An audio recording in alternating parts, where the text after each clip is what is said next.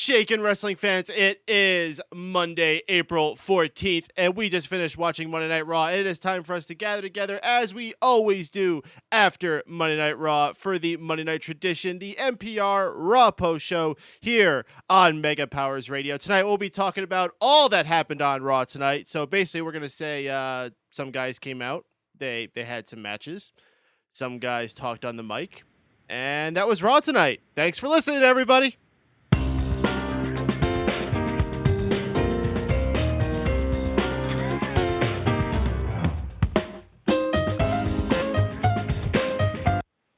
I kid. Actually, Raw did pick up at the end. We'll talk all about that. It was overall a fairly drab night, I do think, but we'll get into specifics. First off, I'll be your host for this evening. My name is Mike Paden, station director here at Mega Powers Radio, introducing the rest of the fellas I got here. First off, the lead host of Addicted to Anime here on Mega Powers Radio, Mr. Steven Wago. What's shaking, dude? I'm all good. And yeah, pretty much mutual feelings on Raw right up until that end. And joining us from the Retro Unlim Network, Mr. Miguel Leon. Morning, boys. Morning? It's not quite morning. I guess it depends on where you are. Are you from England? I guess it could be morning there. You probably just fell asleep during Raw. Probably. I think I slipped into a coma halfway through that episode.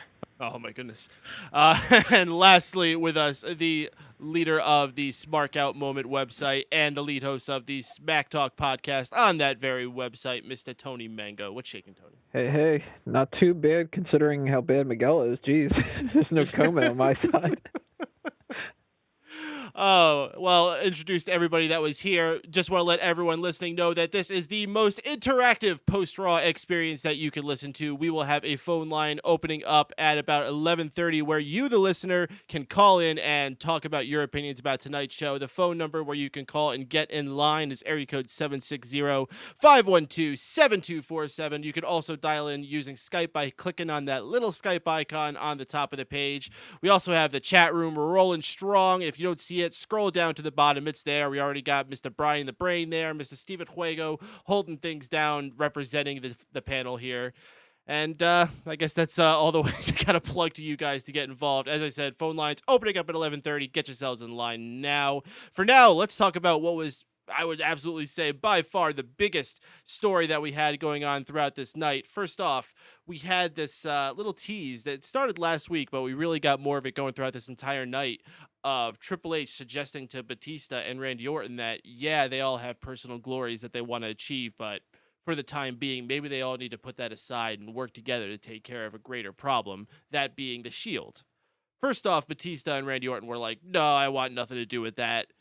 Yet they went and had a tag match. They were all concerned about getting their own world title, but yet they're going out for a tag match with the Usos. Didn't make too much sense there. They were unsuccessful in getting a victory because the Shield interfered, causing the disqualification.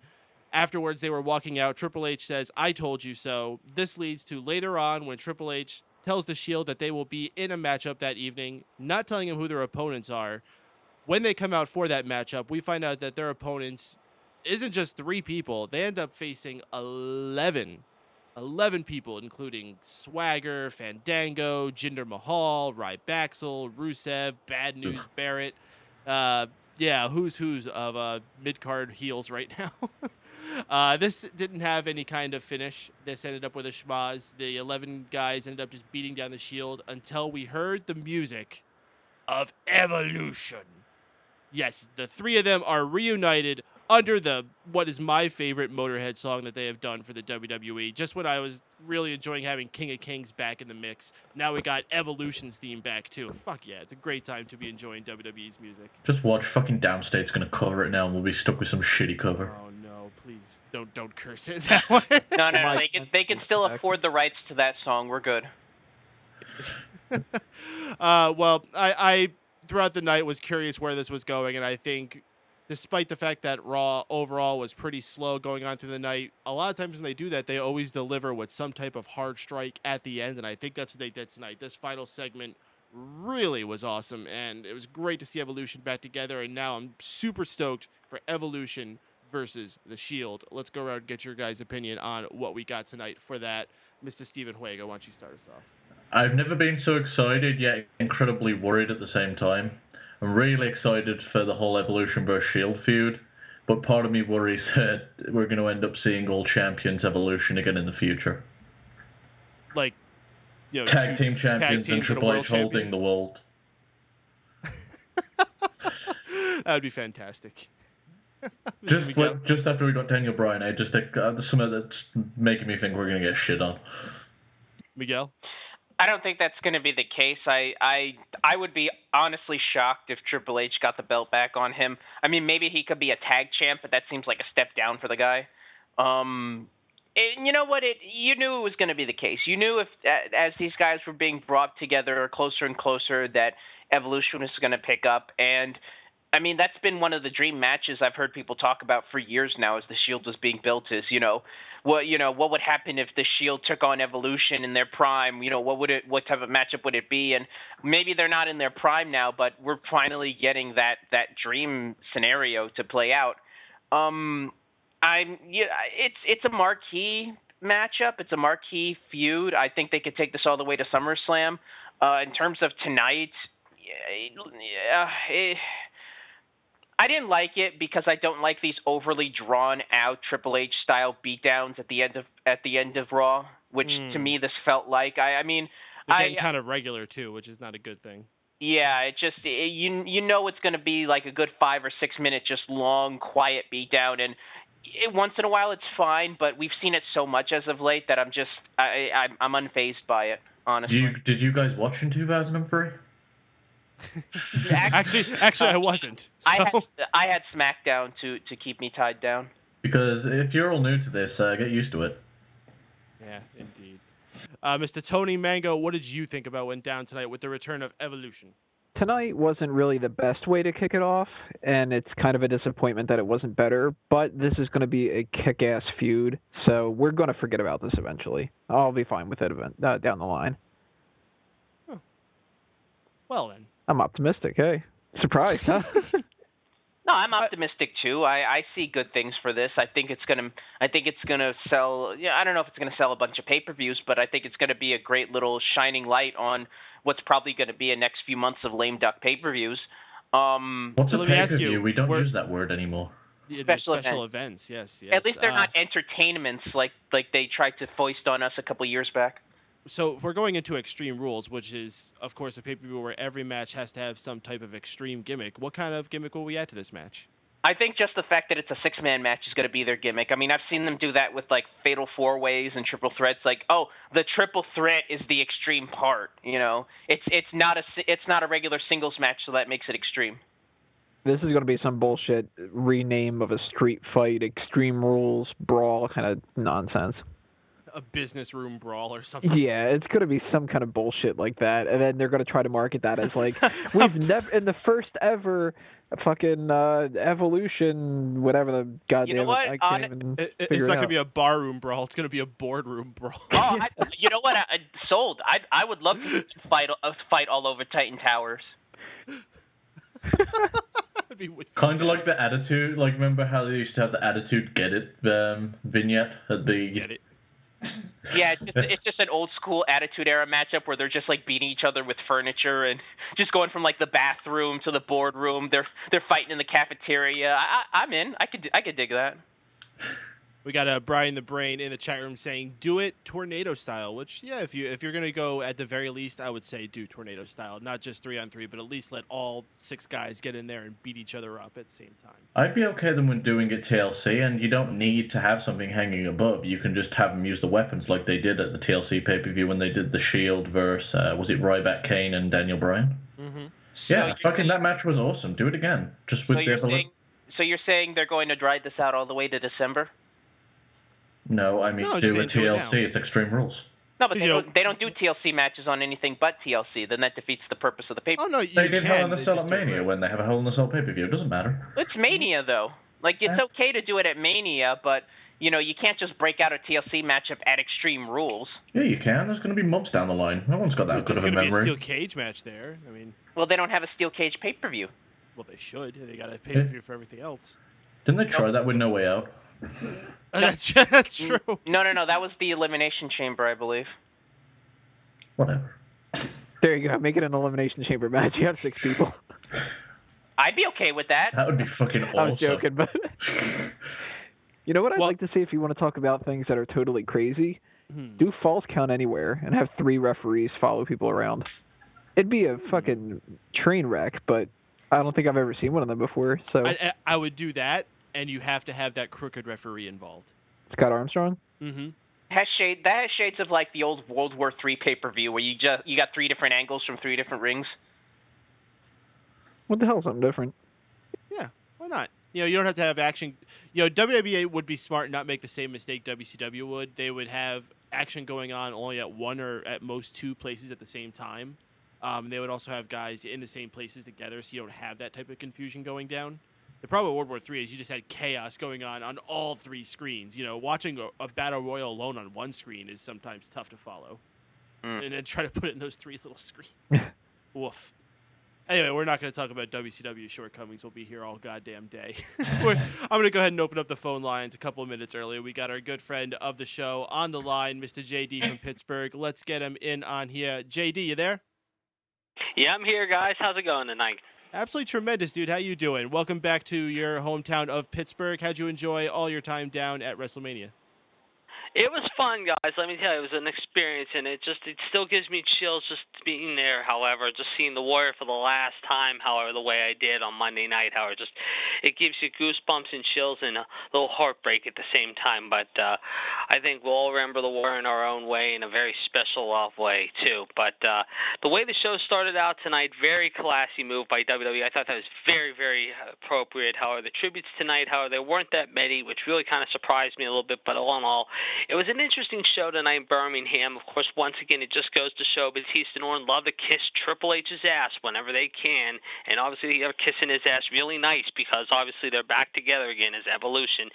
And talking about kissing ass, it seems like JBL's the biggest kiss ass of them all, just kissing the Authority's ass any chance he can, however, no matter what it seems like. But all in all, I mean, it wasn't a bad show tonight. It wasn't as good as last week's, however, but like you said, however, obviously with Daniel Bryan not there this week because of the whole marriage scene to Brie Bella, which I think we should all say congratulations to him and well-deserved, however, best of luck to them. If you're gonna miss Raw, that's a good excuse. I'm not blaming him at all. No, hell no. But it's going to be interesting to see what happens next week. I mean, they're going to be in Baltimore next week, and then 2 weeks they're going to be in St. Louis in Randy's hometown. They're going to obviously have Randy cheered like crazy, and of course, who knows with Batista. But it's just, I don't know. Something tells me they're set up for a War Games type thing, however, for Extreme Rules. I mean, obviously tonight we heard one match that is possibly listed, however, and that's John Cena versus Bray Wyatt, however.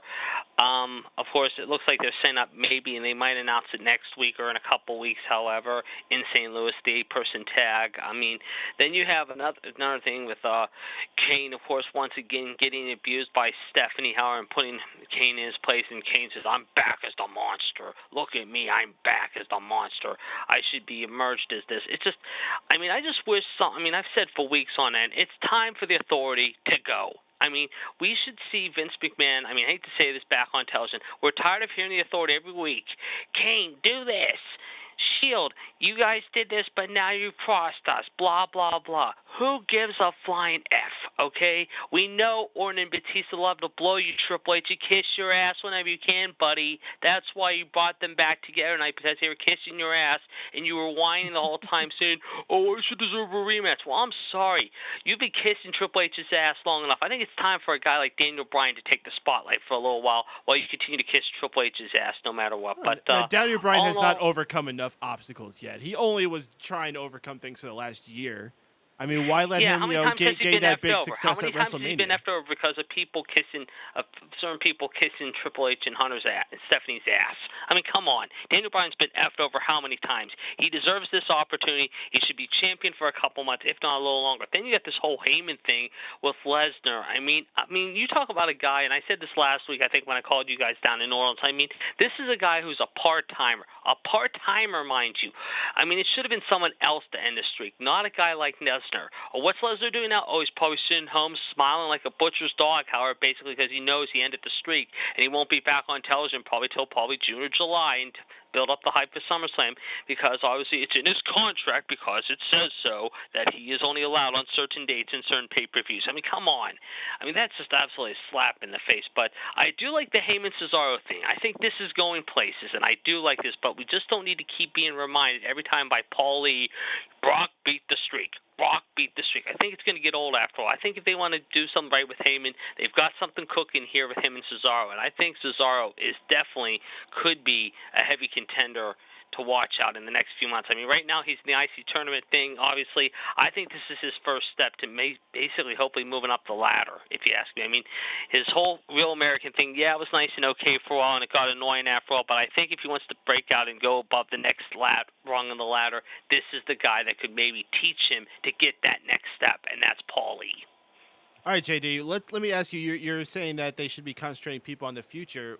Fortunately, we didn't get someone like that being the Taker, but what we have seen since WrestleMania is a lot of these NXT people coming up. We finally got an in-ring debut of Alexander Rusev. We saw Paige win the Divas title in her first night. We're seeing promos air for both Bo Dallas and Adam Rose. What do you think about all these guys?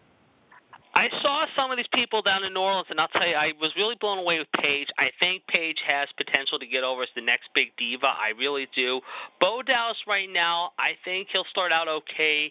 I think right now he needs to be on his own to start out. In time, I think if he gets some big heat, however, he could get a manager like a Paul Heyman, take him under his wing as well. If not, someone else could take him under his wing. Rose, he's iffy. I heard he had a pretty good gimmick for a while as Leo Kruger, and now they got him doing this Russell Brand gimmick apparently with what they've got going with him right now, and it's going to be interesting to see where they go from here with him.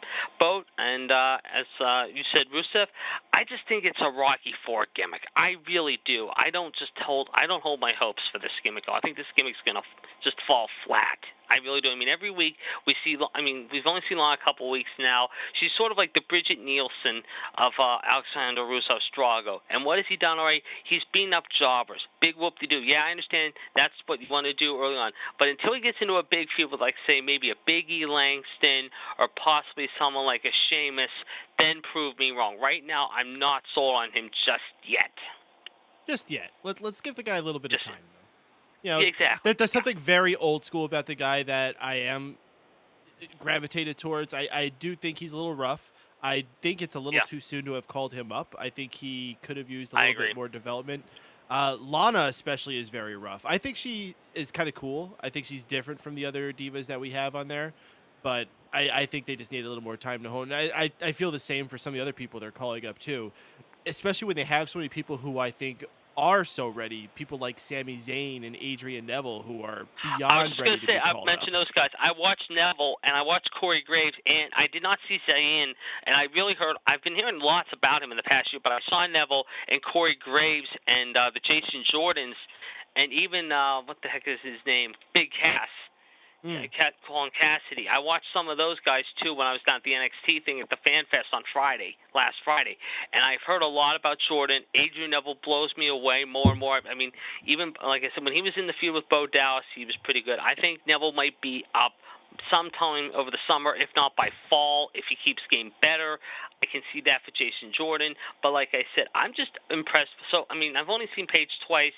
Granted, last week, however, was a big upset over AJ. Tonight, she kind of looked a little lost at times, a little bit, and Alicia had to carry her a little bit. But all in all, I mean, it wasn't a bad match, and I do think she will be one of the helpful divas. I think she's a future she's already one of the future divas, I think, without question, because the Divas division does need help. I mean, obviously, you got this whole thing now with Summer Rae, and of course, Layla the stripper being Fandango's manager, which she looked like a total scuzz bucket tonight. Well, slut, let's say Las Vegas show or whore, but that's beside the point. But I think one of the divas that has a bright future ahead of her, without question, I think could be Paige, without question. I like her style, and I like the way she gets herself over at the fans. I think tonight, like I said, she did have a tough time with Alicia, but all in all, I think she's going to get better and better. At least I hope she does.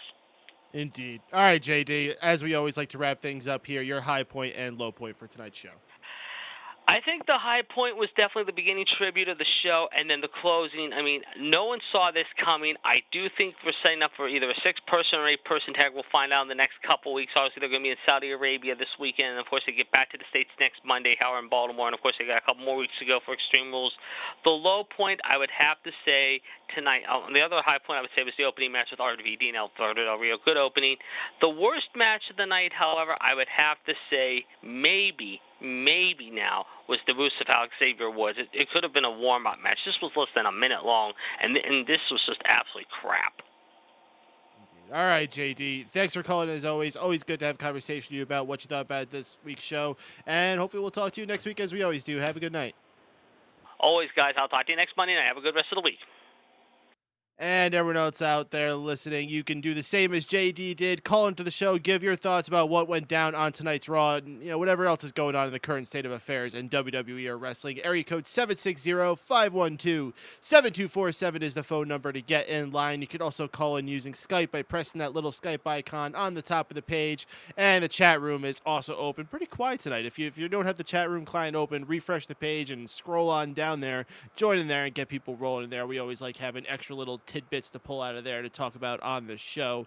Returning back to the panel's opinions here, we got the rest of the show to run down here unless anyone else got any opinions they wanted to shoot out there about the Evolution situation. Okay, no one's talking, so we're going to go back to the beginning of the show. We started off with a 10-bell salute to the Ultimate Warrior. It was so fast, I actually didn't even get to see it because I was having some problems with my cable box. By the time I got it on, they were already cutting to commercial. So, I don't know, maybe you guys want to throw in some words about that. Tony? It was really odd. I was looking around the sea of superstars to see who was reacting differently. And the two people that I spotted that really seemed to look upset were Natalya and Cody Rhodes. Pretty much everybody else seemed, obviously they weren't happy or anything of the sort. That would have been really fucked up. But they were all just pretty stone-faced. And Cody and Natalya were the only two that I saw that were crying. Did anybody else see anybody else that were crying? Well, they weren't even crying. They're just kind of really squinting their eyes. Well, I mean, we don't have HD that much where we're like zooming into the tears and going, you cried 6 tears, Cody. And, we do. We just can't afford them fancy 4K TVs. We'll get one of the 8K ones eventually, but those were the two that seemed the most upset to me. I like it when they do these 10-bell salutes. I really don't like when the fans start cheering during them because that's really kind of awkward. And they go, "Can you please be silent for fucking 10 seconds?" And then you have the one idiot who's like, "Woo! 10 bells!" Ah! Can't stand that. I totally want to fucking do that. That specific chant. Woo! 10 bells! Ah! But it's nice that they did this. To go off the point you were saying before, though, with Natty and Cody, if I had to venture a guess, I would say it's because they grew up in that environment and they probably met him a lot when they were younger. Yeah, it's a good point. The Usos might have, too. I don't know really necessarily if they would have had that much of a reaction, or I don't even know what the word I'm saying. If they would have had that much of a... my God, I'm having a brain fart here. Yes. However... All right, Miguel, take over, please. You know what? It was classy. I mean, they were all out there. You had all the big stars out there. They were giving their tribute. I started about maybe 2 minutes late into the program. I was taking a phone call. So I don't know if there was anything earlier than that, but I mean, for what it was nice. You knew it was going to be the case given how much promotion they did for the Ultimate Warrior tribute night that they were going to have tonight. So it was what it was. I do admit that was kind of jarring and a bit annoying. Immediately after the 10-bell salute, you have some guy in the crowd going, "Yeah!" Like, I don't even know if he was trying to chant anything. It just sounded like noise, not even like a cheer. There was just trying to chant 10 bells. Something. It was like, "Ah!" And then everybody, obviously started to do the slow cheer. There's always that one guy, man. Oh, don't be that guy. Yeah. Wago, what'd you think about this? It was nice. There's nothing more to say than that. It was a nice gesture, and rest in peace, Warrior. We found out the results of the autopsy for Warrior today, and it was confirmed that it was, in fact, a heart attack, and they do not believe any foul play or drugs were involved, so that's certainly good to hear. Suck a cock, Nancy Grace. Yeah. Now, I'm confused. I really haven't delved into that situation too much. I just kind of like am letting it pass because I know in 3 weeks people aren't going to give a shit about it anymore, but did she just say it was steroids, or did she say there was something else involved in this too? She pretty much just shit all over the wrestling business and was bringing up a whole bunch of ex-wrestlers that had died, and it's like, yep, probably steroids. I know it's Well, I know she's saying steroids, but this doesn't necessarily prove that it wasn't steroids, because isn't one of the main things of prolonged steroid use heart problems? Wasn't it heart disease that he died of? Yeah. It was heart disease. It might have been after the fact. I mean, I wouldn't be shocked if it was Yeah, but Eddie Guerrero was clean when he died from heart problems too. Yeah, I completely agree, but I mean, he was different. His died The from reason she's an got enlarged heart. the reason she's got so much backlash from it is it wasn't so much a shot at Warrior as much as it was the entire business. Yeah, it's not going to matter anyway, people. I hate to break it to you, but all these petitions, all these cancel Nancy Grace tweets and things like that. I mean, this is a woman who has had so many other controversies on her and yet still has been on the air. I would be shocked if a bunch of angry wrestling fans got this woman canceled. I would be shocked and amazed. Let's put it this way. Sorry. Well, let's put it this way. All these people are trying to make these petitions to get Nancy Grace canceled. There was a similar campaign like this recently for people to try to get Stephen Colbert canceled, which definitely had much more support than this would. And you know what happened? Stephen Colbert did get canceled, except that he's getting promoted to doing the David Letterman show. Whichever show that actually is. It's not called the David Letterman show because it's not going to be David The Late Letterman Show. anymore. So that's what's going to happen with Nancy. She's going to end up moving and taking Jimmy Fallon's spot on the Tonight Show. Oh, gosh. She's going to be taking over the Colbert slot on Comedy Central. But Wago, what were you going to say? I totally forgot. Couldn't have been that important. Something about Nancy Grace? Don't remember, so fuck that bitch. All right, fuck Nancy Grace. All right, so let's keep the ball rolling then. We learned that one of our big continuing things we're going to have throughout the night is a tournament beginning to crown the #1 contender for the Intercontinental title. Good. Fantastic. Let's make things semi-interesting for that Intercontinental title. Maybe we can do the same thing for the U.S. title. Nah. Nah. It's a thought. Our first match was actually part of that tournament, and it featured two of our least favorite wrestlers, Alberto Del Rio versus Rob Van Dam. Although, actually, I actually got to give Rob Van Dam a shout-out. We have a special airing tomorrow night, which I probably should have mentioned while we were talking about Warrior before, but we're doing a tribute to the Ultimate Warrior here on Mega Powers Radio tomorrow, Tuesday night at 8 p.m., and I was tweeting out a bunch of things about the event of it, and Rob Van Dam retweeted it. And so far, he's the only wrestler who was cool enough to do it. So, hey, shout out to you, Rob Van Dam. You're a little less lame. If you'd like to be on Keeping Kayfabe or the Raw After Show, just throw us a line. I don't know if I'll go that far. Well, you're certainly enticing him by saying that. Thank you. You're a little less lame, not you're a cool guy. Listen, I never said I was against RVD. That was you guys. I'm a huge RVD fan. Yeah, the whole effing show, man. Yeah, okay. Well, about that. This match luckily wasn't too long. Rob Van Dam got the win with the 5-star frog splash and advances in the tournament. Fellas, why don't you tell us what you thought about this match? Wago, why don't you start us off? Was you just taking the hit of a bongo or something? Your voice went all strange and shit then. Could have been. Fitting since it's an RVD match. But yeah, it was actually a fun little match. I enjoyed it, and RVD moves on, so all is good in the world of Wago. Brian the Brain, this match was okay.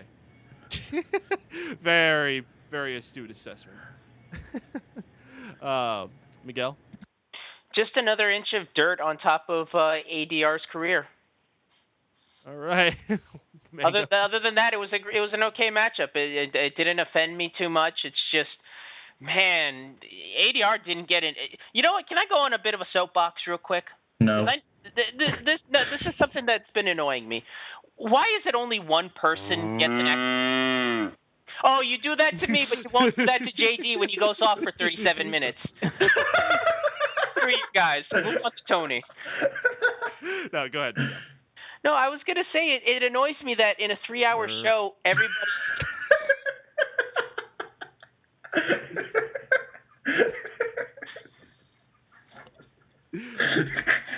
It's Time Cow, it wasn't me, man. Time Cow's an asshole. Apparently so. All right. I got the muzzle on him. You go ahead. All right. I'm just a little bit annoyed that in a 3-hour program, every other wrestler's intros get cut off. You know, ADR got the treatment. Sandow was halfway through a promo when they just decided to come back onto the show.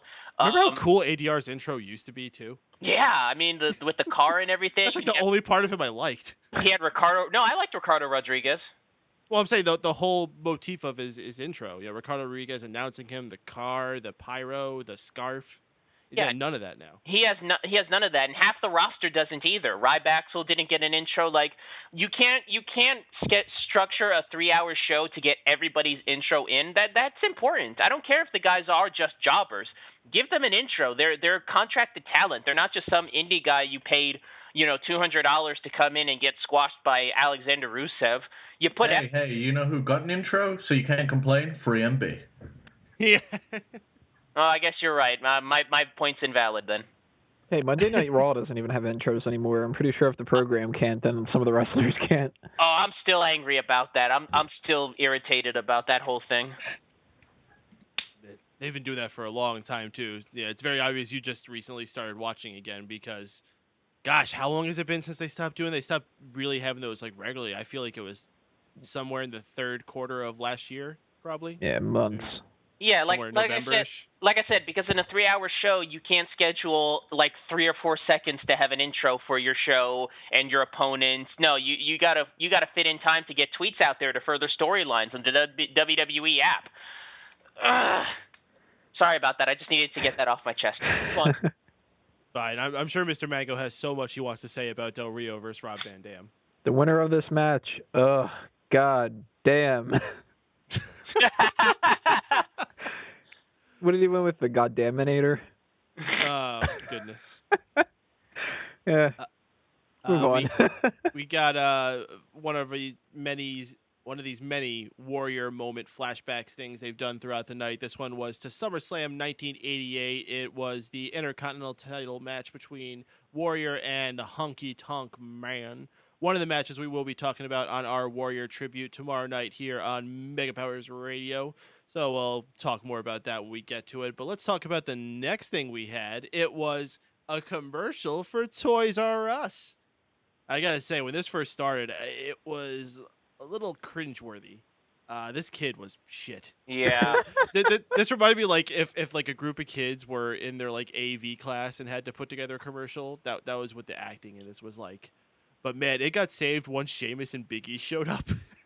The little hijinks they had with each other. I almost want to give like Sheamus and Big E like their own version of Gilligan's Island. Oh my god, put that on the network. This segment would have been so awesome if that kid was the Eliminator. They should have put that little kid through a table. You know what? Every year it seems I make for the end of the year awards for Smart Out Moment, I end up giving a kid some kind of a worst ancillary character award. Might have to give to this kid. Aw, but he wanted the Daniel Bryan doll. Yeah, well, he didn't realize what the fuck the catchphrase was. It looked like he was like waiting and going, wait, is it maybe? Or wait, yes? Yeah, I mean, yeah. I want a CM Punk doll, Mommy.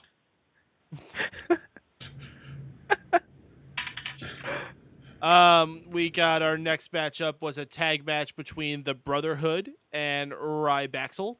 I have no notes about this match except that Ryback surprisingly was the one to get the pin on Cody Rhodes. That's shocking. I mean, they've really lost faith in the Brotherhood. Speaking of people that they've lost faith in, I mean, I guess you have your highs and lows, and Brotherhood is just going into a low. I just can't believe Rybaxel is the ones going on the rise that they're going into that low for. Get your guys' opinions on that, Tony. It really is a shame. Cody Rhodes and Goldust deserve a whole lot better than this, and whether that's in the tag division or singles competition or whatever the case may be, they shouldn't be jobbing out. And they shouldn't be jobbing out to people like Rybaxel, especially. If you're going to be sacrificed to Evolution, okay, that'll be fine. Cody Rhodes can take an RKO and lose, and I'm not going to think twice about it. But getting a clothesline from Ryback, not even a shell shock, a clothesline, and that's enough? What the hell, man? That sucks. That's really a shame. Mm-hmm. Miguel? I'm not too worried about it. This is the WWE. We're talking about wins and losses don't matter. I'm sure the Brotherhood will get their win back on SmackDown or main event, or it's not like it's going to lead to the Rybaxel getting a title shot or anything. Like I can't be mad or feel anything about the fact that Ryback and Curtis Axel won, because so what? They've meant so little as of late that it's, unless it actually does lead to them getting a title shot or a run with the belts, I don't care. And as far as the Brotherhood, you know what? They've had their run. If this is the end of it, hopefully they can find some actual storyline to tie that whole thing up, and they don't just fall into obscurity. But like I said, it was what it was. A matchup between two teams that we've seen wrestle countless times before. I think against each other in previous episodes of Raw. Could be. A lot of these random tag matches just kind of get lost in my memory. Same here. Wago? I knew giving Ryback the cold shoulder would be what was needed to turn him around. I used to support him, and then I cast him astray, and now he's come back as a winner again. So, fully behind the Rybaxel train right now. Oh, well, I guess we can look for him to be a first-round pick in the next Fantasy League season. I hope so. I'm going to have to keep him with a bit of a cold shoulder still. I'm not going that far. Was it me that took Ryback? I'm not sure. Or did I drop him at one point? I think I might have dropped him. I originally had Ryback, but then I dropped him, and then when you joined, I think you did pick up Ryback as one of your first picks. Yeah. But as far as this match goes, it was the wrong move, but when was the last time they did anything with the Rhodes Brothers anyway? I don't think it really hurts them too much just because they've not done anything in that long. They were just tag team champions, 2 months ago? Yeah, but it seems like forever since they've done anything. 2 months, forever. Oh my God. They just had that awesome steel cage match where Cody Rhodes did a moonsault off the top of the cage. Yeah, it was only super it. fucking awesome. No, Road Dogg botched it. Yeah. Well, actually, brings me to the point that I was going to make. If you want to breathe some life into these guys, if the New Age Outlaws are healthy to go after Billy Gunn's injury, slap them in a feud with them and let them go over. Or screw Billy Gunn. Bring back X-Pac. Have it be Road Dogg and X-Pac against I don't think they let wrestlers with hepatitis on the roster. Oh, I forgot about that. I don't know that much about many wrestlers' venereal diseases, so I'm not going to speak about those things. Moving along, we had a series of promos once again for both Adam Rose and Bo Dallas. Same ones I think we got last week. I don't think there was anything fresh here, but it was still cool to see him again, and I'm excited for both of these guys to be making appearances soon. I dig the characters. I think Bo Dallas is ready to come up. Adam Rose I'm a little more questionable on, but they think he's ready, so let's see what he's got. What are you guys thinking about these guys' futures? Wago? Yeah, we was talking about this briefly in the chat before, and I have to agree with you. Adam Rose still looks like he needs some more grooming down in developmental. I don't think his gimmick's going to get over in a large audience either. I think it's great for NXT where you've got that small closed environment, but he might sink when it comes to being on Raw, but keep him in developmental as far as I'm concerned. Bo Dallas is the perfect guy to bring up, though. He's just had his title reign. His role on NXT is kind of fizzled out, and he'll be lost in the shuffle over there. So it's best to move him up to the main roster and see what he can do. Maybe bring him in against whoever wins this Intercontinental title tournament. Mango? If they have a plan, it's good. If they don't, and it ends up being like what they did with Xavier Woods, or for a while there, Alexander Rusev, he wasn't really doing anything. And even the people like Titus O'Neil, they turn these people heel, they split tag teams up, they do a whole bunch of different stuff with people, and then they drop them off the face of the earth and you never see them again. I don't think that that's beneficial to anybody, having somebody come out and not do anything and then push them off to the side and then just go, well, we'll figure something out later. So for somebody like an Xavier Woods, he's gone nowhere since he ended up coming to the roster. And if Bo Dallas and Adam Rose do the same thing, they're killing them. But if they do have a solid plan and they are going to push them, it could work. Now, let me throw this one out there. I think it is possible they could bring him up with no exact direction. What I think they would have to do is have him come out there and do his Bo Leave shtick and just do it on some random person or in some random segment every week for a little while. Kind of like how they introduced the Bad News Barrett character, where he just came out and delivered bad news for a bit before actually coming out and wrestling. Now, whenever he's coming out, he's getting these massive pops because people love the Bad News Barrett shtick. What I could see them doing with Bo is pretty much giving him his own talk show skit where he does a motivational speech. I like that. But that's if they've got no direction for him, I'd be okay with that. It's something. Yeah. All right, well, let's move on to another NXT star who has recently come... Oh, I'm sorry, Miguel.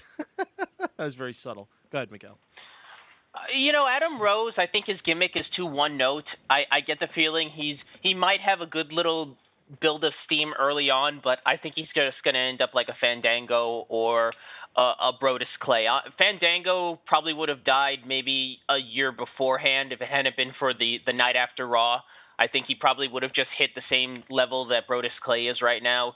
It's just there's nothing to it except the one note gimmick, and I think initially people are going to dig it, but WWE's just going to get bored with it and they're going to move on to something else. Bo Dallas, on the other hand, I think there's enough psychology in there, just playing with the fans and whatnot, that I think there's a lot more mileage with that character.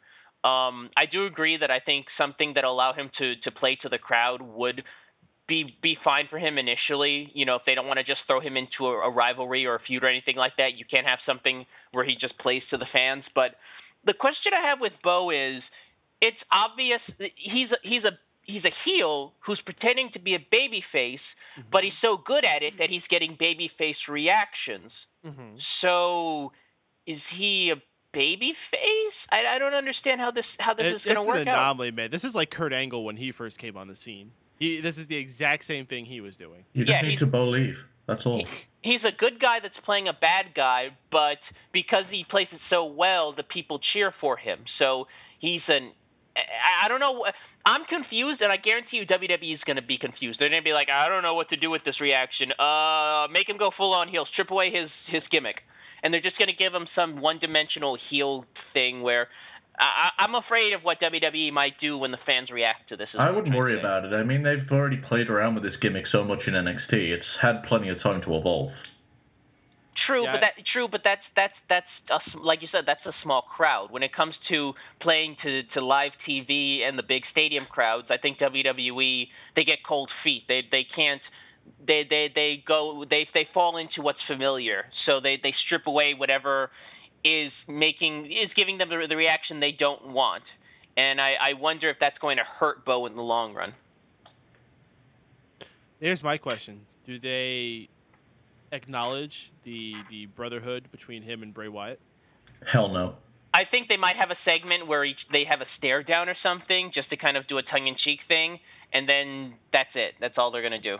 If they're going to do that, it's got to be kind of like what they did with Goldust and Cody in the Royal Rumble or something, but outside of that, don't touch it.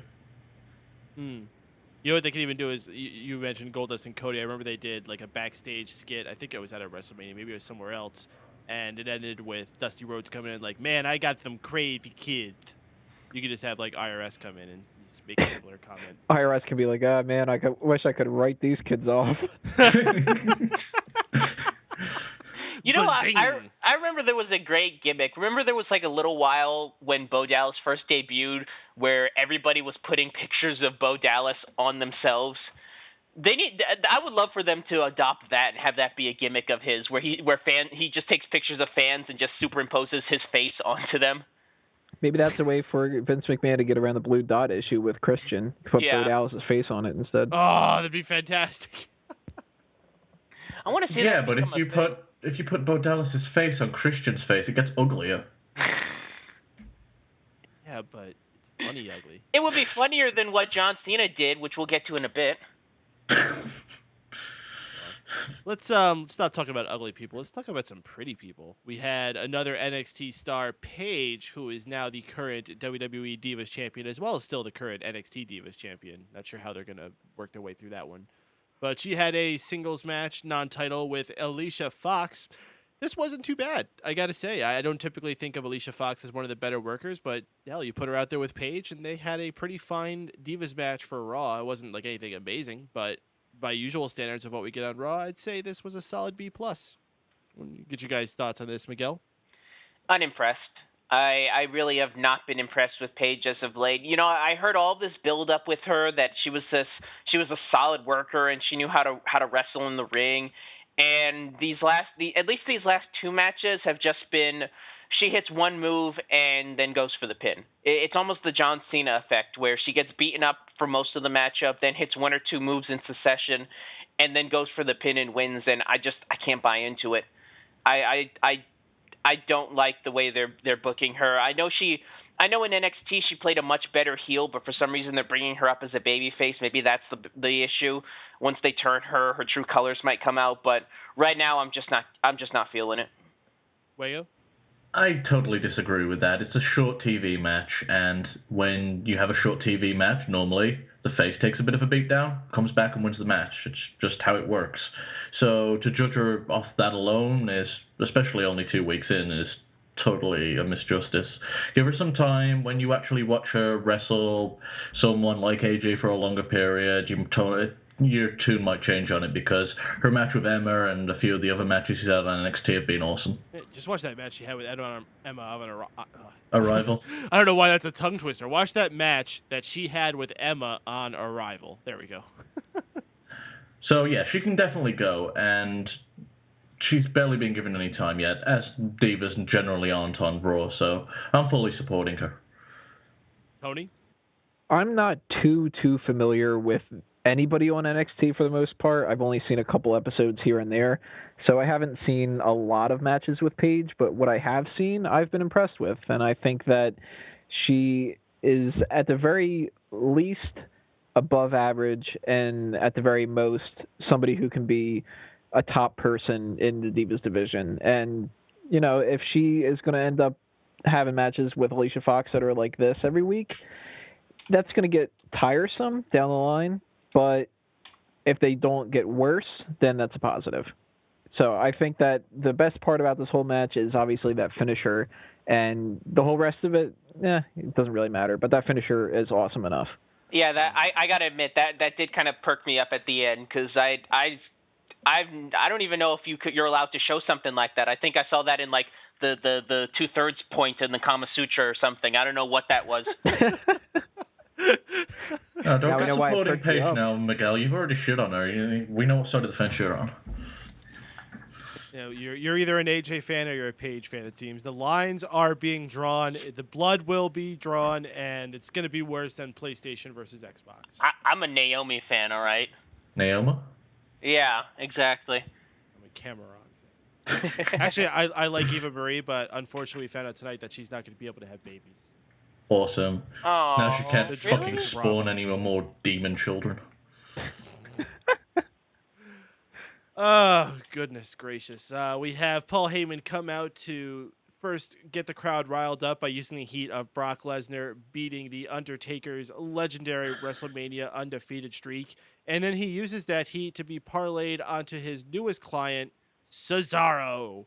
No theme music for Cesaro coming out. I mean, I guess he's not going to come out there still using the Real Americans music, but he still had his old theme music. Why couldn't he come out to that?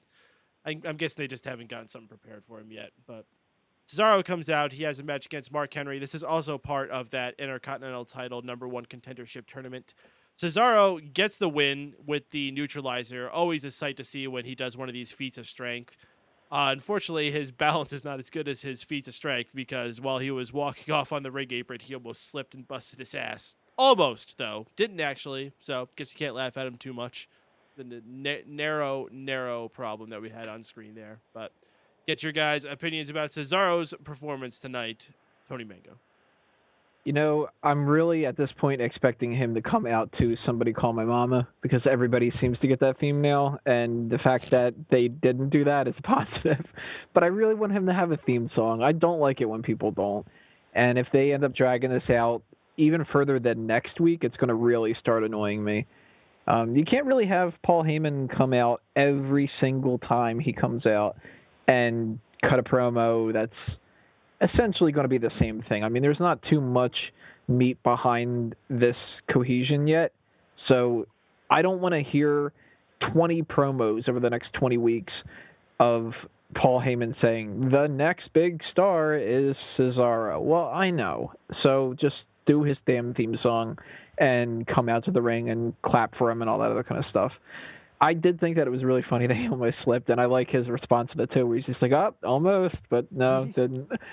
What else can you do, You gotta take it in stride. As Vince McMahon says, there are no mistakes on live TV. Right. So kudos to Cesaro for not falling like that. I'm sure I would have busted my ass and looked like a complete jackass in the middle of doing that. But then again, I can't pick up Mark Henry either. So he's got a million different points on me. I didn't really like this match a whole lot, but that's because it's a limitation between the two people. If you have somebody like a Mark Henry against a Cesaro, their styles are going to clash a little bit too much, and outside of the fact that he picked them up and those uppercuts, the rest was kind of boring. Brian the Brain in the chat room saying, give him 20s swing music. Of course, to fit the fact that he is the king of swing. Kind of cool. Have him go to some Count Basie or Duke Ellington or something. Pretty cool. Miguel. I gotta say, one thing that annoyed me about this is the mixed reactions. It's clear that the fans want to cheer Cesaro, that they like the feats of strength, they like his power. The fans want to get behind Cesaro, but clearly WWE wants the guy to be a heel, or else they wouldn't have Brock Lesnar come out here and just completely heel on the fans. So I think last week the fans were more into it because you had a lot of those smarky fans that were willing to just cheer whatever Paul Heyman said. But this week you very much got a mixed reaction. When Paul Heyman came out and started talking, the fans were completely against him. And then when Cesaro came out, you kind of heard you heard some boos, but mostly cheers. And I don't know what their plan is. I really do wish they would just pick a side with this. Either we're supposed to boo Cesaro, or you listen to the fans and you cheer him. Either way, I think this is going to be a big problem going forward that they really need to flesh out. In terms of the matchup itself, I knew it was just going to be an exhibition to showcase Cesaro's strength. I mean, it was basically set up for them to get the neutralizer on.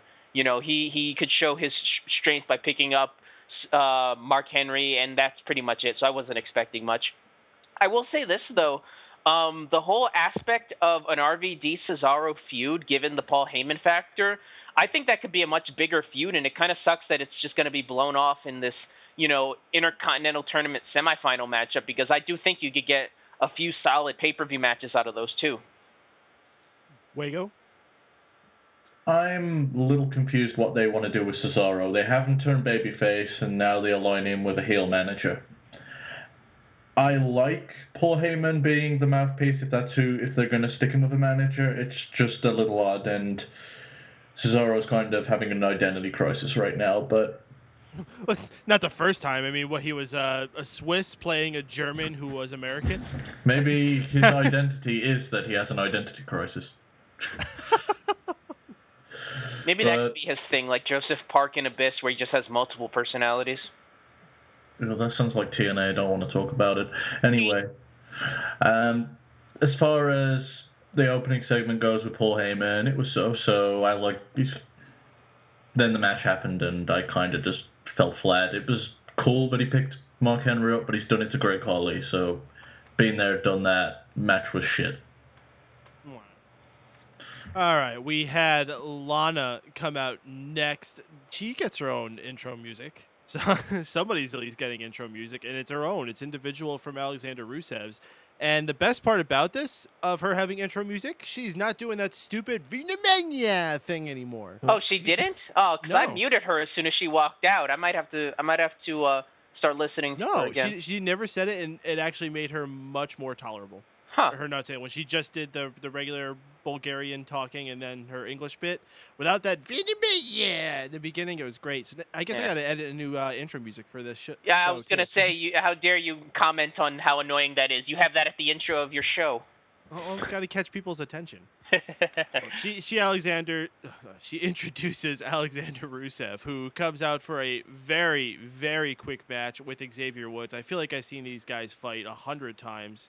Alexander Rusev gets the very quick victory with the accolade submission. Typical squash match to get over your new monster heel. It's fine. It's what it is. This is what you used to get nothing but on Raw and Superstars and the like. We've been spoiled over the years to expect top-notch matches, so it's fine. Just eventually he's gonna have to face someone real. So we'll have to wait until those days comes. I mean, hopefully they don't make the same mistake they did with like Ryback and Brodus Clay, where they're having him do these kind of matches for what felt like a year when they were doing that.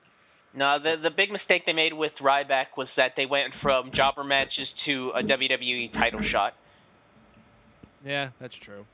Miguel, why don't you take over on this one?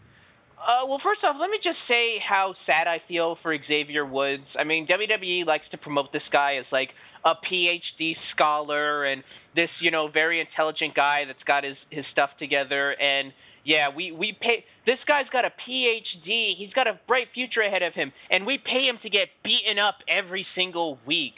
It's like, can you do something with the guy if you're gonna flaunt him out there to the press and say, look, we've got smart people. Apparently, he's not smart enough to get out of this business, but hey, whatever.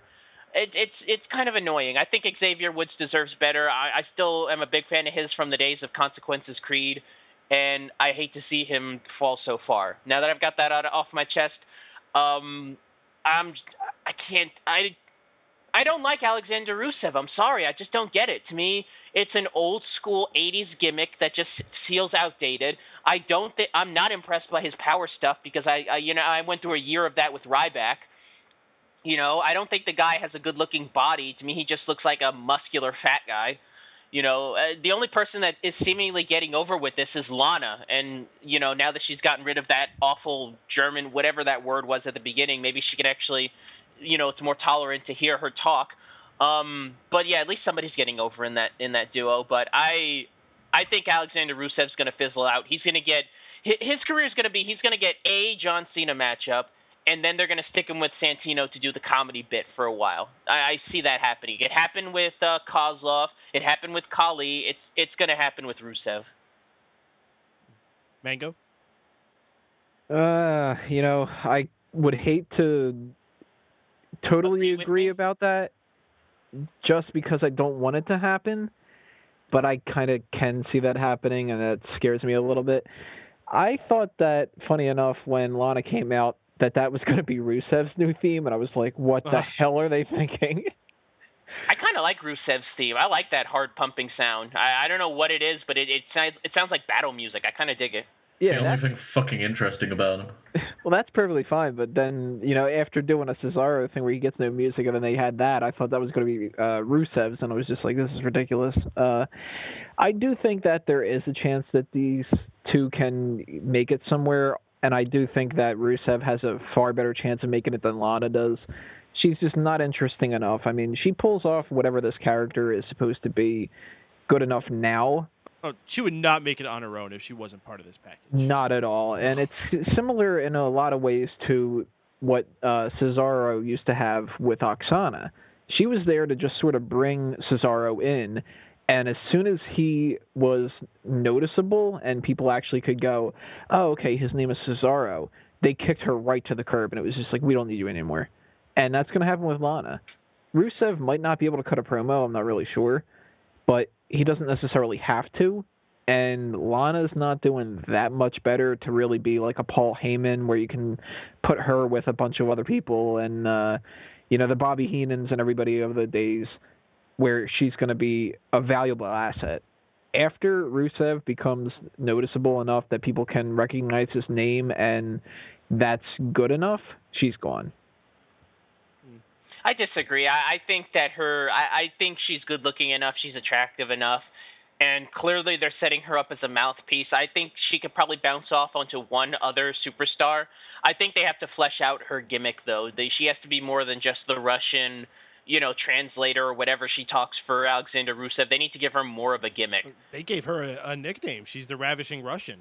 That's more than a lot of people that are, just secondary people get. Who knows? But I have more faith in a future for Layla than I do Alexander Rusev. I think like I said, he's just another lump of meat for Cena to barrel through somewhere down the line when they need to fill up a main event for a pay-per-view. Yeah, well, that's wrestling. That's the way things used to always be. That's what they did for Hogan. They built up Earthquake. They built up Bad News Brown. They built up freaking One Man Gang. Big Boss Man. King Kong Bundy. King Kong Bundy. That's just what it did. Build up big monster heel, feed him to the big baby face, and then either maybe they'll find a spot or they just move on to something else. It's usually the case. The way she goes, the way of the road. Wago, do we get your thoughts on this? No, but all my thoughts have pretty much been expressed by Miguel. As soon as he loses to a big baby face, his career's done. Well, I guess this all remains to be seen. I'm happy we're at least getting all these NXT people coming up, and I'll include Rusev in there. I think Rusev is one of the few people they brought up that I think is ready to at least come up there and try what he has. I think he could have used more refinement, but you can't keep people down there forever. You got to start bringing some of these people up to shake things up. So let's see what he's got. Go ahead, Miguel. Can I get you guys' quick opinion then, if we're talking about guys that haven't been brought up or should already be brought up? What do you think is keeping WWE from bringing up Sami Zayn? You think that they still see him as just being unready, or they just don't have a place for him? I wonder if they just haven't washed the indie stink off him yet. I think it's more than that. I think that they've got NXT, and whilst it's a developmental, it's on the network. They still need to keep it interesting. Sami Zayn's one of the biggest names they've got down there with Adrian Neville, so they still need to keep some people down there to keep the show going. The rest of the roster's fucking bland as hell. Plus, what would Sami Zayn do when he came up? Who are you going to feud him with? You going to bring Evan Bourne back to feud with him? Yeah, I kind of agree. Like I said, I think it's a situation where they just don't know what to do with the guy. I think they want to do something with him. He's gotten over huge in NXT, so they'd be a fool not to bring him up somehow. But I think when you've got guys like similar guys like him and Cesaro and Seth Rollins, guys that fit that very ROH, mold. Yeah, Daniel Bryan, obviously. I think in their minds he would get lost in the fray. I do agree that maybe they just haven't found something for him, but it's a shame, man, because the guy's really talented, and I think he could really get himself over. Well, he's certainly not someone that I think they have any problems of confidence with him. I mean, he's certainly a cornerstone of the NXT show, and maybe maybe Steven's right. Maybe that is why they just want to keep him on there, because you watch the intro to the show. Sami Zayn's one of the important people you see in there. People expect him to be on there doing his crazy feats and getting the crowd to chant Olay. Well, if you get rid of him, like the Matadors if you get rid of him, who do you fucking have? Mojo fucking Rawley? Oh yeah. No, you have Tyler Breeze. Ugh. Yeah, but Tyler Breeze is a heel. You can't build a whole promo, or not a whole promo, a whole show around a heel if people are supposed to be not wanting to necessarily see him. And Mojo Rawley, the hell with Mojo Rawley. They're going to turn him babyface soon enough. He's getting a lot of cheers from fans. Fans are digging the Tyler Breeze gimmick. I wouldn't be surprised if they turn him babyface soon enough and see how that works. Yeah. All right, well, let's move on then to another Intercontinental number one contendership tournament matchup. This one was Sheamus versus Jack Swagger. And I think this might be a little surprised, because I think a lot of people looked at that tournament bracket and figured, we're probably going to see Cesaro versus Swagger in the end. Well, nope. Right off the bat, Sheamus takes out Jack Swagger with a clean victory, and Sheamus is moving on in the tournament. And really nothing more to say about that. I don't know if you guys have anything at all to add to that. Was this the matchup where fans started cheering for CM Punk? Probably. I think that was the Wade Barrett one, actually. No, it was this one. Well, I think you have it in both, actually, because I remember having it in the Barrett one, too, so... People were into the Barrett match, though. They weren't really into this one. Yeah, this one just kind of felt really... I think it's just because these guys... Sheamus has nothing going for him right now. He came back hot at the Royal Rumble and then really hasn't done much since. He was in the Battle Royal, I believe. So I wouldn't even say he came back hot. He was oh, hey, it's Sheamus. It's Sheamus. And then you've got Jack Swagger with his dumb 90s lesbian haircut. I'm sorry, I just had to get that off my chest. His haircut's terrible. He doesn't look like a dyke. Yeah, I think I've seen that same haircut at Lilith Fair. But yeah, anyway, I don't think you could. I don't think Swagger could get any heat if you lit him on fire. So you've got two guys that people just don't care about. They're gonna dump on it, and they did. They chanted for CM Punk. They started chanting for JBL. I think at one point, people just did not care. And it's unfortunate because I don't think these guys are terrible wrestlers. I don't think the match they put on was bad. It's just nothing. It's a big. We've talked about this before. Crowds these days are looking for almost any chance they can to chant JBL anymore. Yeah. JBL's fucking awesome. JBL is pretty freaking awesome. All right, so we go to commercial and we come back. We see someone who I was shocked to see in the ring with a microphone in his hand, Damien Sandow, crying about how he used to be a Money in the Bank holder and he deserves better. Gets interrupted by the Big Show. He continues talking all the way through Big Show's music and entrance while he's walking down the ramp. Continues complaining all the way into Big Show's face, eventually warranting himself a weapon of mass destruction to the jaw, being knocked out. No match, no indication of where this is going in the future. I don't know if we're just supposed to get a Big Show Sandow feud and if it's supposed to mean something or if this was just time filler or what the hell this was. But yeah, it happened.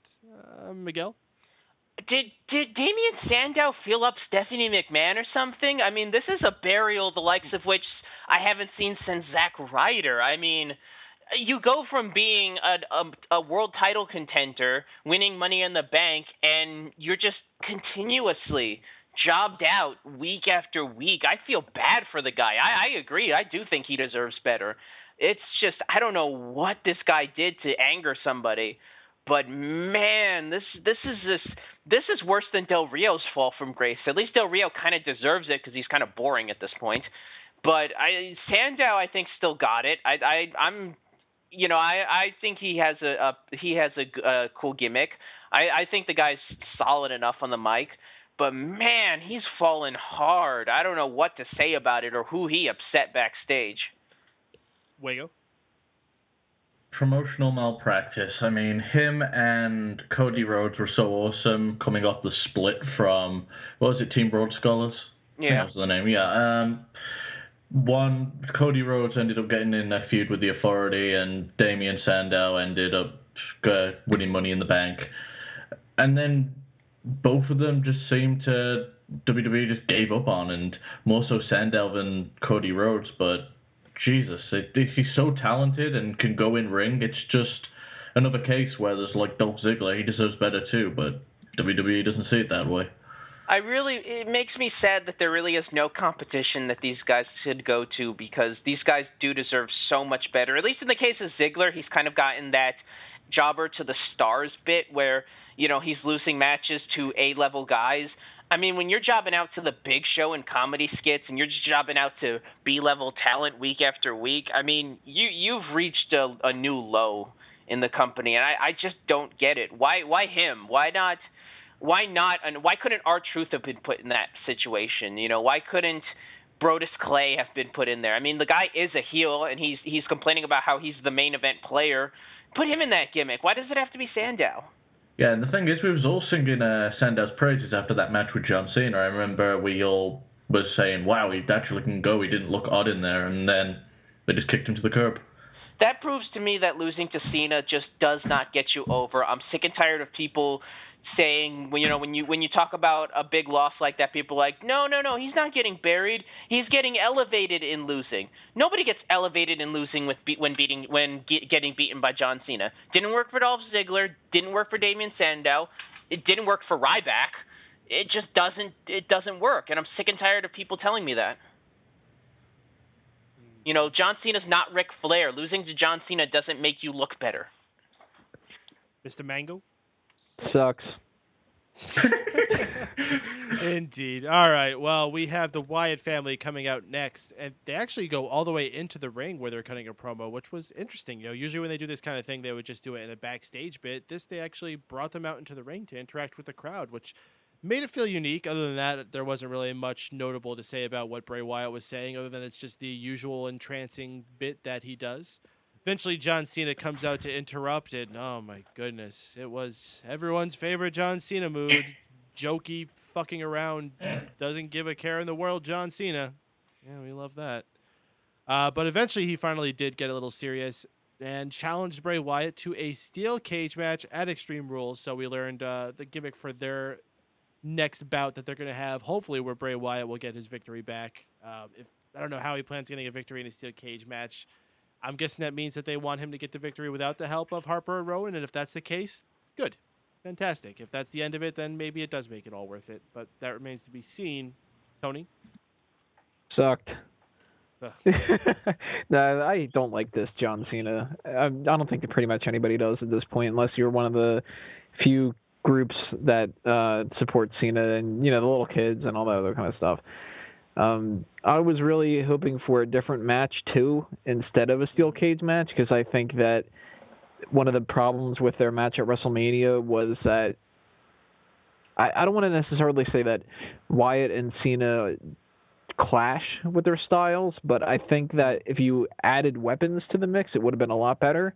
And a steel cage match is the total opposite. That's taking two people that are supposed to depend solely on their in-ring work. And that works better for the people that can do in-ring work above and beyond everybody else. That's the Daniel Bryans and the Bret Harts and all that other kind of stuff. It's not going to work with Cena and Wyatt, and I think that this is a mistake. Brian the Brain in the chat saying, I must admit to laughing at the photos. I forgot to even mention those. John Cena bringing their classic bit of photoshopping photos. Who does that? Who photoshops photos for laughs? Chris Jericho does. He invented that. Oh, touche. So Miguel, what did you think of this? Oh man, that John Cena promo was an abortion. That was awful. That I'm a TNA fan now thanks to that promo. That's an insult to abortions. But yeah, I hated that. I will say this: when John Cena started to turn serious, I perked up a little bit because we need more of that. We need more serious Cena promos. I'm sick and tired of the laughy, jokey promos. I think he has an intensity to him, and I think when he's allowed to let that out, he can put some at least decent promos together. The stuff before that with Bray was awesome. I mean, Bray Wyatt is just so good at that character. He's so good at what he does. In terms of the actual matchup, it's funny. Cage matches used to be a way to hide a lot of the poor... I'm sorry, is somebody lighting a cigarette or smoking while I'm talking? I heard some like puffing noise or something in the background. What the heck was that? Sounded like static to me. Yeah. All right. Sorry about that. But yeah, in terms of this cage match, it used to be that if you had two guys that couldn't really work a match too well, you could hide it with a gimmick like this. You didn't have to worry about putting on a great 4-star classic. You could just slam people back and forth into the cage and whatnot. But cage matches have become so deballed as of late that it really has just been a glorified regular matchup. The cage doesn't even factor into it anymore. So I don't know how this matchup is going to go. If it's just going to be more of the same, like it was with the WrestleMania matchup. I hope that it's a little bit more rough, that at least somebody gets busted open. I know that's hard to ask for in the PG era, but with a matchup like this, I think it could work to Bray's advantage. Either if he cuts Cena open, or if Cena cuts him open, whichever the case may be. There's a lot of potential with this matchup, but that's an old school cage match, though. We're not going to get that in a PG era cage match. That's the point I'm making. That this matchup has it's so just much. Not gonna happen. I mean, I wish we can get like an '80s Ric Flair cage match, like Ric Flair Dusty Rhodes style cage match. No, not gonna happen. I know. I mean, this matchup has so much potential to be good, but I can't see WWE even leeching any kind of potential off of it. So I'm gonna withhold my judgment for now. Wago? The entire reason this is a cage match is they need to give Bray Wyatt a win, but they don't want him to pin Cena. You're right. He's going to go out the door, or he's climbing over the top, and it's probably going to be one of those deals where Cena's feet are about to hit the floor and Bray gets through the door last second. As far as tonight's promo goes, fucking atrocious by John Cena, and Bray Wyatt was totally on point. Not much more to say than that. All right, well, we have a mixed tag team matchup next. Santino and Emma already in the ring to face Fandango and Layla? What? Yeah, apparently Fandango and Summer Rae broke up over the past week over Twitter. Jeez, feel like I'm in freaking high school. Oh, this angered me so much. I couldn't believe it. I'm like, you wrote off an angle over Twitter? I mean, that's some TNA Bush League nonsense right there. I mean, it's show, don't tell. Put it, slip in something from like off the app or something where there was a backstage bit or something like that. Don't put that on Twitter. No one cares. Your fan base is not. I don't know what. I was shocked. I was honestly shocked. I couldn't believe they did that. I agree. I'm not as upset about it, but I did think it was pretty lame. Especially when people have really got attached to this pairing. I mean, there's not many like couples that people are really behind. You have the Authority couple, and you had Fandango and Summer Rae, and it took a while for me to really grow on Summer Rae because I was so attached to the first dancer he had that when they brought in Summer Rae, I was like, who the crap is this? But eventually, she won me over. She got much better at dancing. She had the beautiful gams that she has, and yeah, unfortunately, she's just another casualty of this goddamn Total Divas show. It had to ruin another perfectly good thing that WWE had going. At least she's getting over. With her gimmick, I was afraid that she might just get kind of pushed aside, that they might slot somebody more important. In fact, if you'd have told me that her being replaced by Layla would happen like 3 months into her tenure, I would have totally bought it. But I think it's a situation where Summer Rae's getting over and Fandango just isn't, and they need to separate those two quick. I don't see Summer Rae getting much more over than she is right now. I think Fandango could still carry on. I don't think Summer Rae can. But I guess that remains to be seen.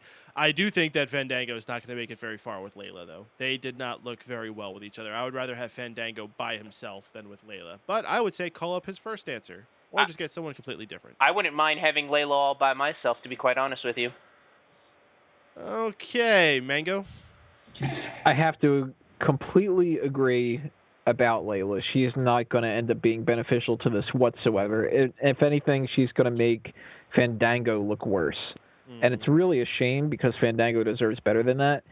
I don't know if necessarily Summer Rae would have been that much of a difference maker because she's been here for a while and Fandango hasn't gone up back from what he was before.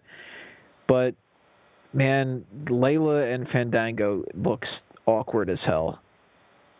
And I like Layla, and I like Fandango, so it's not just like, oh, well, why didn't they give him Alicia Fox because I like Alicia Fox, or, I just don't think that Layla's the type of person for that.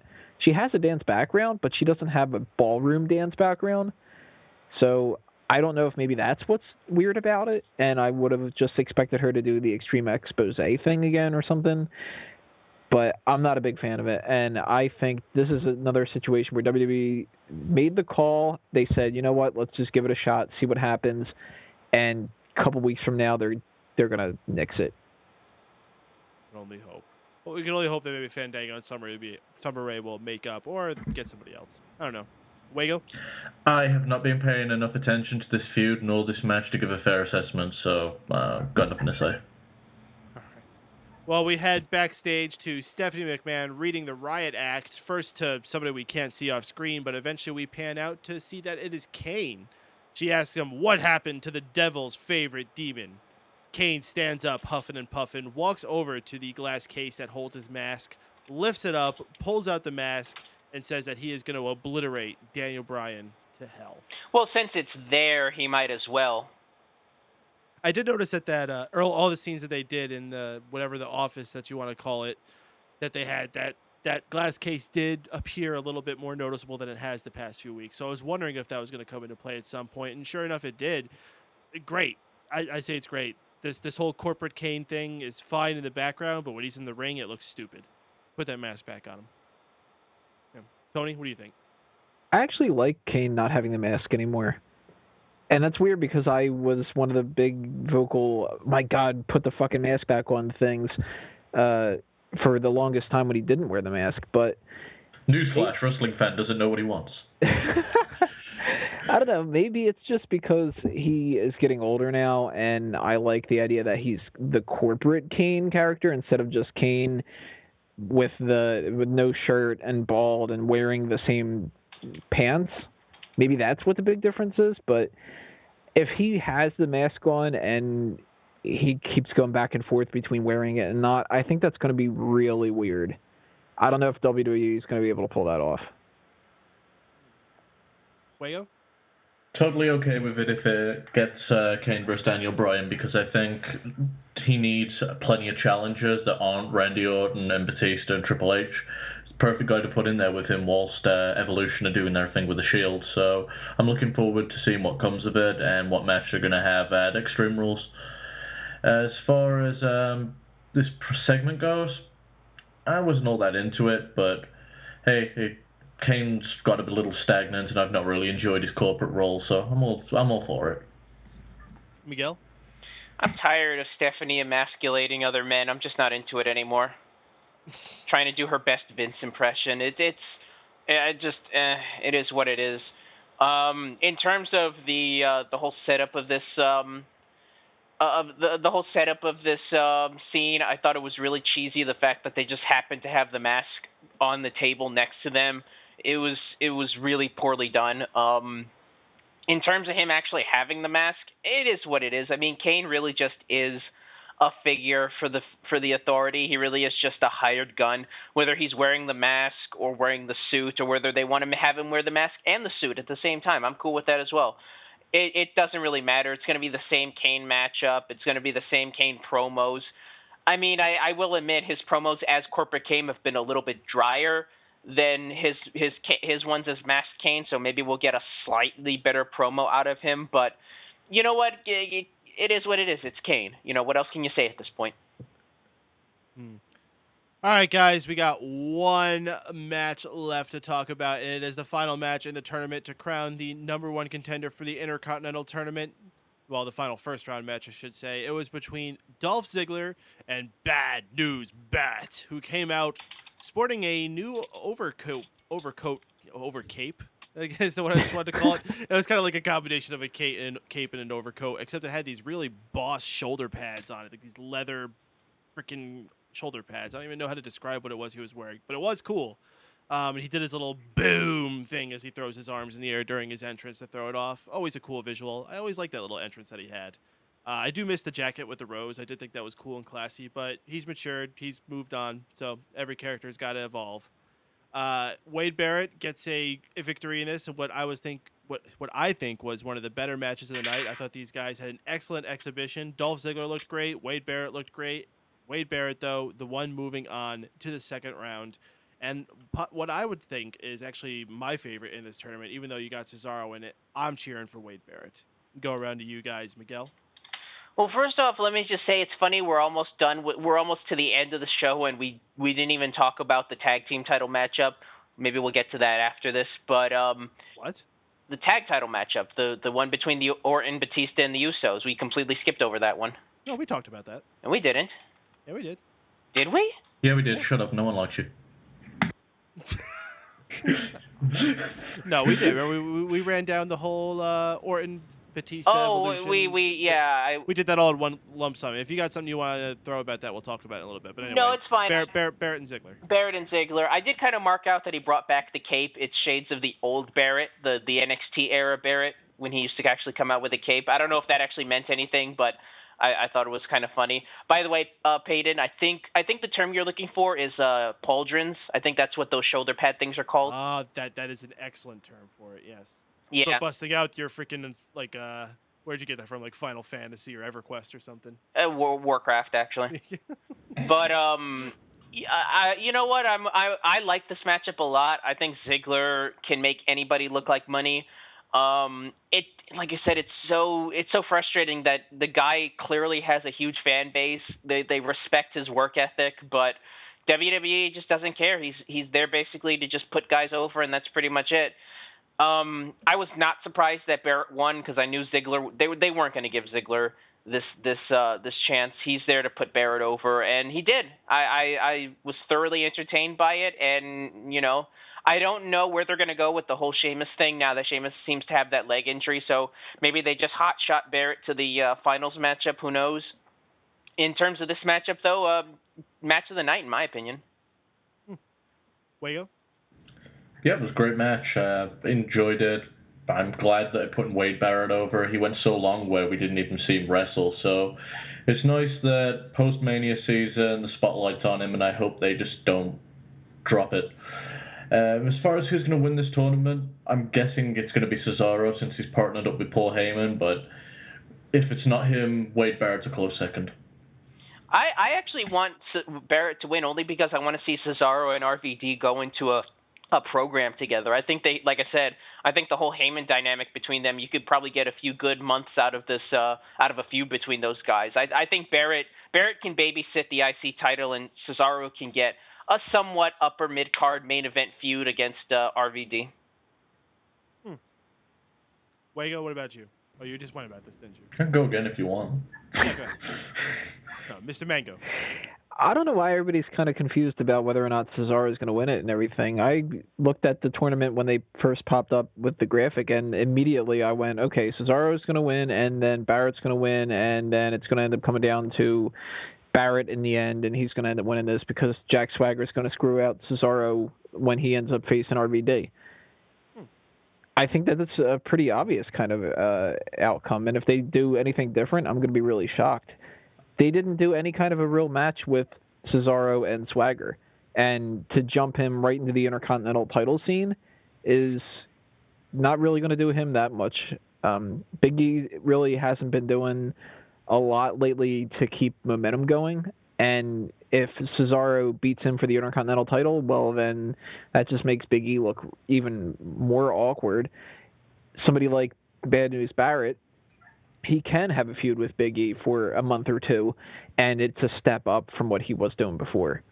So you have somebody like Dolph Ziggler lose to Wade Barrett here, and eventually they can have a feud down the line because this definitely was the match of the night. And I wouldn't be surprised at all if Bad News Barrett comes out of this the Intercontinental Champion. Big E gets just pushed aside a little bit because he's been pushed aside for quite a while now. Cesaro will have his time, and I don't think that he's going to have to go through the Intercontinental title to get it.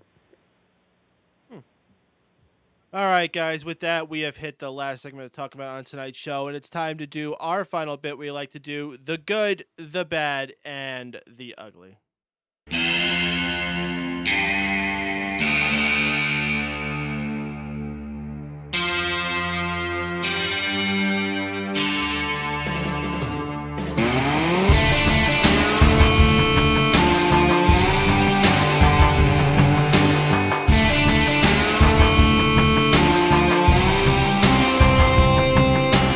Yes, it is the good, the bad, and the ugly, where we go around to each member of the panel and ask them what the best part of the show was, what the worst part of the show was, and what the most infuriating part of the show was.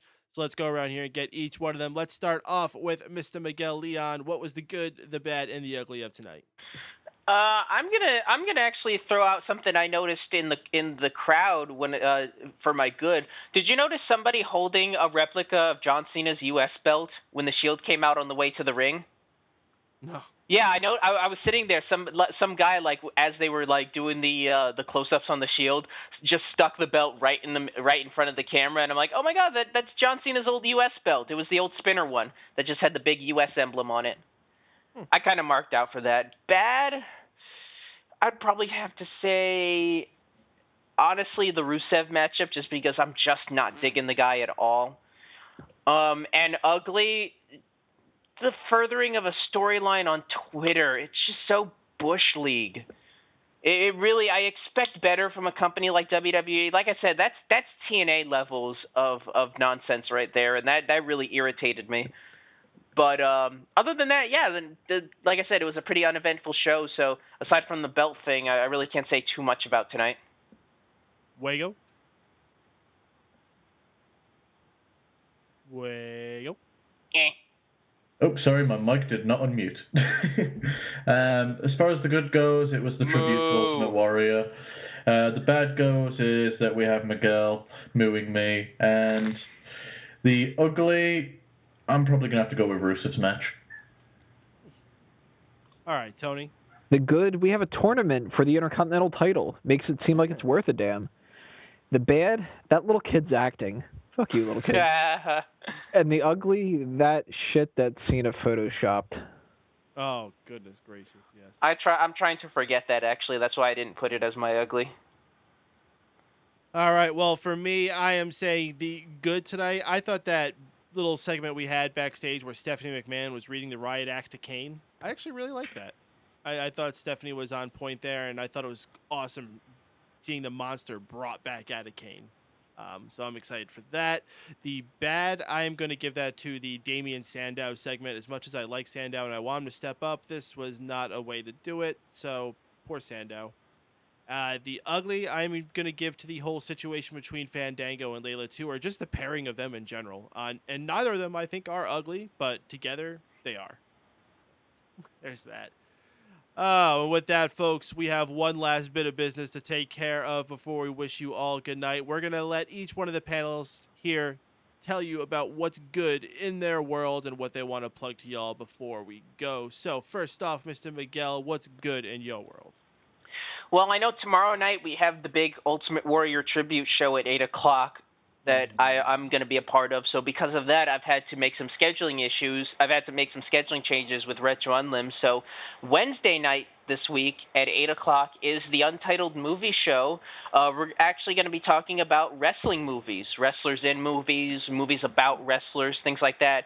Kind of a tribute of sorts to the WrestleMania season that just came out. And you know, we had planned this out before the Ultimate Warrior death, but we might try to kind of tie it in with that as well. But yeah, Wednesday night, 8 o'clock, Retro Unlim, the Untitled Movie Show. We're going to be talking wrestling movies. Mr. Wago? All right, you can tune into Mega Powers Radio April 27th, 8 p.m. Eastern Standard Time to check out Addicted to Anime. We're going to be doing a whole episode on Pokemon.